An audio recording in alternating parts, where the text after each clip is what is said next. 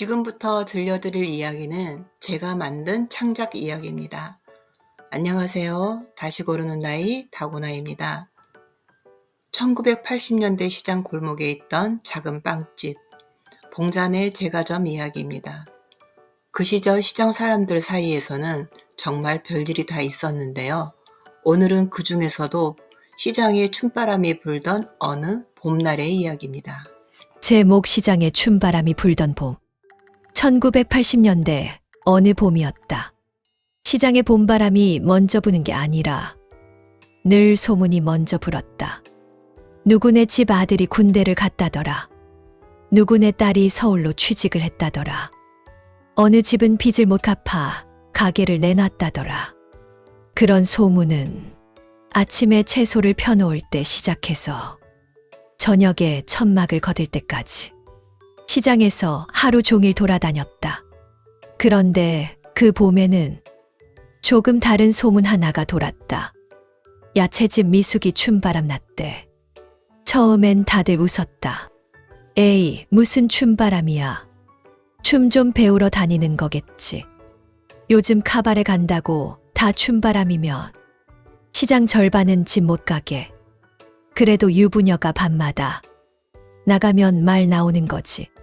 사람들은 빵을 사러 와서도 그 얘기, 생선을 고르면서도 그 얘기, 외상 달아놓고도 그 얘기였다. 봉자는 그런 얘기 들을 때마다 한쪽 귀로 듣고 한쪽 귀로 흘렸다. 남의 집 일은 들으면 들을수록 입만 더러워진다는 걸 봉자는 진작 알고 있었다. 봉잔의 제과점은 시장 안쪽 골목 모퉁이에 있었다. 작고 허름하지만 아침만 되면 늘 빵 냄새가 먼저 골목을 채우는 집이었다. 저녁 장사를 마치고 봉자는 마지막 남은 식빵을 비닐에 넣고 있었고 광욱은 가게 문 앞 작은 의자에 앉아 막걸리 사발을 들고 있었다. 봉자가 말했다. 윤희 아빠. 응. 오늘 시장에서 난리 난 거 들었어요? 광욱은 한 모금 마시고 고개를 끄덕였다. 들었지. 남의 집 일에 괜히 끼지 말아요. 광욱이 피식 웃었다. 내가 뭘 끼어? 봉자가 빵 봉투를 접으며 말했다. 윤희 아빠는 꼭 그 소리 해요. 안 끼겠다고 해놓고 제일 먼저 나가잖아요.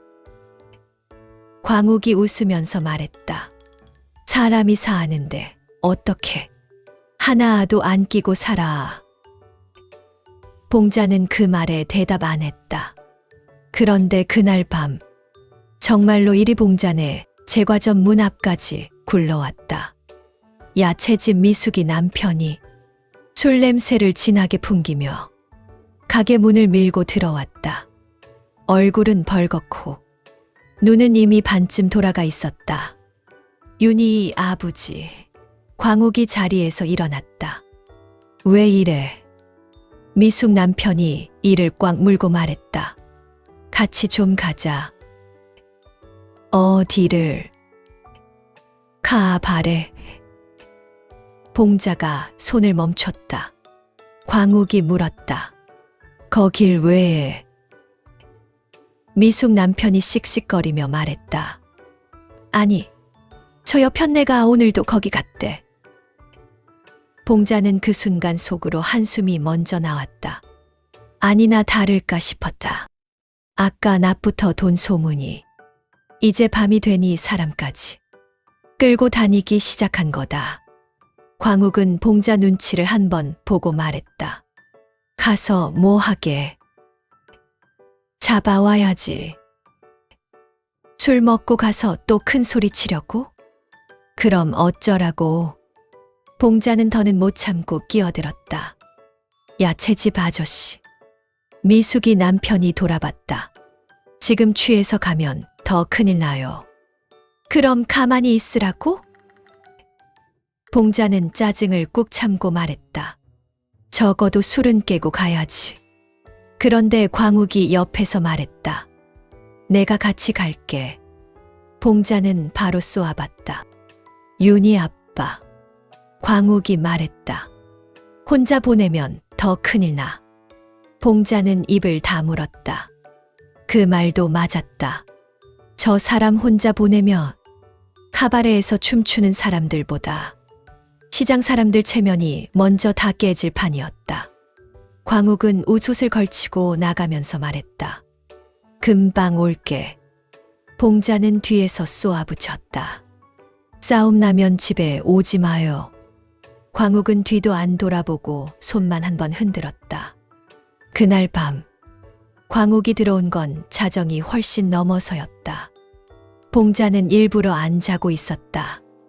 화가 나서라기보다 성질 아는 남편이 어디서 무슨 꼴이 되어 들어올지 몰라서였다. 문이 열리더니 광욱이 들어왔다. 얼굴은 멀쩡했다. 봉자는 그게 더 수상했다. 어디 갔다 와요? 광욱이 대수롭지 않게 말했다. 카바레. 그건 알아요. 거기 가서 뭘 하고 왔냐고요. 광욱이 잠깐 봉자 눈치를 보더니 말했다. 말리러 갔다가. 좀 배웠어. 봉자는 손에 들고 있던 행주를 내려놨다. 지금 장난해요? 광욱이 진심인 얼굴로 말했다. 아니, 진짜야. 남의 집 부부 싸움 말리러 가서 춤을 배워와요? 광욱이 슬쩍 웃었다. 생각보다 어려워. 봉자는 어이가 없어서 말이 안 나왔다.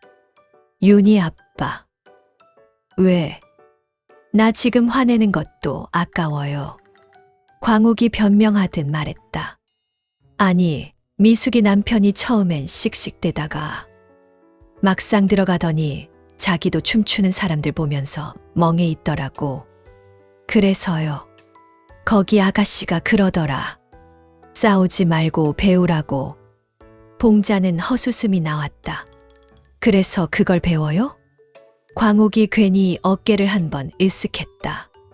사람이 해보니까 알겠더라. 춤이라는 게 별거 아니더라고. 봉자는 단호하게 말했다. 별거 아니면 다시는 가지 마요. 광욱이 대답을 안 했다. 봉자는 그 침묵이 제일 싫었다. 저 침묵은 못 가겠다는 뜻이 아니라 또 간다는 뜻이라는 걸. 봉자는 너무 잘 알고 있었다. 아니나 다를까. 며칠 뒤부터 시장 분위기가 이상해졌다. 처음에는 미숙 남편 혼자 입 꾹 다물고 다녔다. 그러더니 어느 날 정육점 아저씨가 봉자네 가게 와서 말했다. 윤희 엄마 소보루 3개. 봉자가 빵을 담는데 정육점 아저씨가 괜히 뜸을 들였다. 봉자가 말했다. 왜요? 더 필요한 거 있어요? 정육점 아저씨가 슬쩍 웃으며 말했다. 윤희 아범 오늘도 가나? 봉자가 손을 멈췄다. 어디를요? 카바레. 봉자는 얼굴이 굳었다. 왜 물어요? 나도 오늘 한번 가볼까 했어. 봉자는 빵 봉투를 탁 내려놨다. 정육점 아저씨가 머쓱하게 웃었다. 아니, 사람들 말이 말이야. 거기 가면 음악도 좋고 운동도 된다는데. 그날 오후에는 생선 가게 아줌마가 와서 수군거렸다. 윤희 엄마 들었어. 뭐려? 미숙이 남편도 이제 안 말린대. 안 말려요? 지가 더 신나서 다닌대. 봉자는 기가 막혔다. 처음엔 싸움 나고 난리 났던 집이 어느새 부부가 같이 춤을 배우러 다닌다는 거였다. 그리고 더 기가 막힌 건 그 다음부터였다. 시장 사람들이 하나둘 그 집을 따라가기 시작했다. 정육점 아저씨도 가고 쌀집 영감도 슬쩍 끼고 분식집 언니는 남편 손 붙들고 나갔다. 장사 끝나고 나면 시장 골목이 갑자기 조용해지는 날들이 생겼다. 사람들이 다 어디 갔나 싶으면 대답은 늘 같았다. 카바레 갔어. 봉자는 그 말이 제일 싫었다. 아무리 세상이 바뀌어도 장사 끝나면 집에 와서 씻고 자야지. 무슨 시장 사람들이 때로 카바레냐 싶었다. 그런데 더 골치 아픈 건 광욱이 너무 신났다는 거였다. 윤희 엄마, 오늘은 브루스 배웠다. 안 물어봤어요. 생각보다 내가 몸치가 아니더라고. 그건 빵 만들 때나 쓰세요. 야채집 미숙 남편은 아주 굳었더라. 봉자는 빵칼을 내려놓고 쳐다봤다. 윤희 아빠. 왜? 지금 남의 집춤 얘기 재밌어요? 광욱이 괜히 헛기침을 했다. 봉자는 속이 부글부글 끓었다. 남의 집 부부싸움 말리러 갔다가 시장 남자들끼리 춤 배우는 재미 붙이고 이제는 아줌마들까지 다 따라다닌다니. 이게 대체 무슨 꼴인가 싶었다. 그러던 어느 날 저녁 장사를 마치고 빵쟁반을 닦고 있는데 생선가게 아줌마 둘, 정육점 아줌마 하나가 제과점 안으로 우르르 들어왔다. 윤희 엄마, 왜들 그래요? 오늘 같이 가. 봉자는 손사래부터 쳤다. 내가 거길 왜 가요? 생선가게 아줌마가 웃었다. 윤희 아빠 혼자 보내게. 정육점 아줌마가 거들었다. 부부가 같이 쳐야지. 혼자만 배우면 큰일 나. 봉자는 코웃음을 쳤다. 뭘 큰일 나요? 그때 뒤에서 광욱 목소리가 들렸다. 맞는 말이야. 봉자가 돌아봤다. 광욱이 아주 당당하게 서 있었다. 윤희 엄마도 가하자. 싫어요. 내가 이 나이에 무슨 춤이에요. 광욱이 웃었다.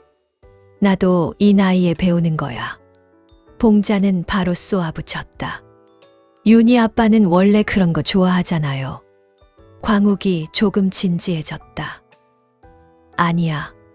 처음엔 나도 말리러 갔지. 그럼 말리고 오지 왜 배워요? 광욱이 가만히 봉자를 보다가 말했다. 가보면 알아. 봉자는 더 말 안 했다. 그 말이 더 얄미웠다. 자기가 좋아하니까 하는 거면서 꼭 무슨 대단한 세상 구경이라도 시켜줄 것처럼 말한다. 결국 봉자는 끌려가듯 갔다. 정확히는 가겠다고 한 게 아니라 시장 아줌마들한테 둘러싸여 가게 셔터를 내리고 나섰다. 카바레는 봉자 같은 사람이 제 발로 가는 데가 아니라는 생각이 있었다. 그런데 막상 들어가 보니 봉자가 생각한 것하고는 또 좀 달랐다. 시끄러운 음악이 쿵쾅거리고 색색 불빛이 번쩍거리고 사람들이 빙글빙글 돌고 있었다. 봉자는 문 앞에서 잠깐 멈췄다. 윤희 엄마. 광욱이 손을 내밀었다. 봉자는 바로 말했다. 손 놔요. 광욱이 웃었다. 아직 안 잡았어. 봉자는 더 민망해졌다. 시장 사람들은 벌써 다 와 있었다. 정육점 부부도 있고 쌀집 영감은 허리 뻣뻣하게 서 있고 야채집 미숙 부부는 정작 제일 태연하게 춤을 추고 있었다. 봉자는 그걸 보고 더 어이가 없었다. 남편한테 맞고 난리 났던 집이 이제는 제일 먼저 발 맞춰 돌고 있었다. 광욱이 다시 손을 내밀었다. 봉자는 작게 한숨을 쉬었다. 한 번만이에요. 봉자는 손을 잡았다. 처음엔 정말 어색했다. 어디에 발을 둬야 하는지도 모르겠고, 손을 어디까지 올려야 하는지도 모르겠고, 사람들 눈이 다 자기한테 오는 것 같았다. 봉자는 얼굴이 화끈거렸다. 놓아요. 가만히 있어봐. 싫어요. 한 번만 맞춰봐. 광욱은 생각보다 진지했다. 술 먹고 장난치는 얼굴이 아니라 빵 5분 볼 때처럼 집중한 얼굴이었다. 한 발, 두 발. 봉자는 2번이나 발을 헛디뎠고 광욱 구두를 3번은 밟았다. 광욱이 아이고 하면서도 웃었고 옆에서 생선가게 아줌마가 박장대소를 했다. 윤희 엄마, 빵 반죽보다 춤이 더 어렵지. 봉자도 민망해서 웃음이 나왔다. 그게 시작이었다. 몇 번 돌고 나니 신기하게 몸이 조금 풀렸다. 음악이 계속 나오고 사람들이 같이 웃고 누가 잘 추든 못 추든 다들 자기 나름대로 흔들고 있었다. 광욱이 슬쩍 말했다. 윤희 엄마 잘하는데. 봉자는 반사적으로 말했다. 시끄러워요. 그런데 이미 입가엔 웃음이 걸려 있었다. 봉자는 그 순간 자기도 모르게 이상한 생각을 했다. 아니, 남의 집 춤바람 난 것 때문에 내가 여기서 이러고 있네. 그 생각이 우스워서 봉자는 또 웃었다. 그 봄 이후 시장은 조금 달라졌다. 아주 큰일이 난 것도 아닌데 분위기가 달라졌다. 장사 끝나면 예전엔 다들 허리 펴기도 바빴는데 이제는 씻고 옷 갈아입고 335 카바레로 갔다. 누가 먼저랄 것도 없이 시장 사람들끼리 서로 짝이 되고 서툴게 손을 잡고 음악에 맞춰 돌았다. 미숙 부부는 제일 먼저 싸우고 제일 먼저 화해한 집답게 제일 능숙하게 돌았다. 어느 날 밤 봉자와 광욱이 집으로 돌아오는 길이었다. 봉자가 말했다. 참 이상하네요. 뭐가? 처음엔 그 집 때문에 시장 망신 다 당하는 줄 알았는데 광욱이 웃었다. 근데 봉자가 천천히 말했다. 그 집 덕분에 시장 사람들이 다 같이 웃게 될 줄은 몰랐네요. 광욱이 말없이 걷다가 작게 웃었다. 그렇게 봉자가 한마디 더 했다. 그래도 너무 자주 가진 마요.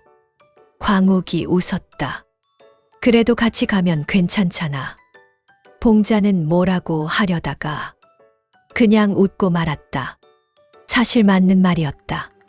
혼자서 어디 가면 화가 나는데 같이 가면 또 그게 덜 밉다. 부부라는 게 원래 그런 건가 싶었다. 그리고 그해 봄, 봉자는 하나 더 알게 됐다. 사람이 꼭 큰일이 있어야만 달라지는 건 아니라는 걸. 때로는 남의 집에서 시작된 소동 하나가 내 삶의 풍경도 조금 바꿔놓는다. 남의 집 춤바람이 우리 집 춤이 되고 시장 망신이 될 줄 알았던 일이 시장 사람들 웃음거리가 되고 창피해서 죽을 것 같던 밤이 나중엔 한참 두고 얘기할 일이 되기도 한다. 그날 미숙이 집부부 싸움이 안 났으면 윤희 아빠가 춤을 배울 일도 없었을 테고 자기가 저 사람 손을 잡고 카바레 바닥을 빙글빙글 돌 일도 없었을 거다. 그러니 사람이 사는 데는 정말 별별 일이 다 있다. 그런데 또 그 별일들 덕분에 사는 재미가 생기기도 한다. 그리고 봉자는 그걸 절대로 광욱 앞에서는 말하지 않았다. 저 사람은 괜히 또 자기가 큰일 한 줄 알고 어깨에 힘 줄 테니까. 봉자네 제과점 이야기는 다음 이야기에서도 계속됩니다. 다음 이야기도 함께 들어주세요. 감사합니다.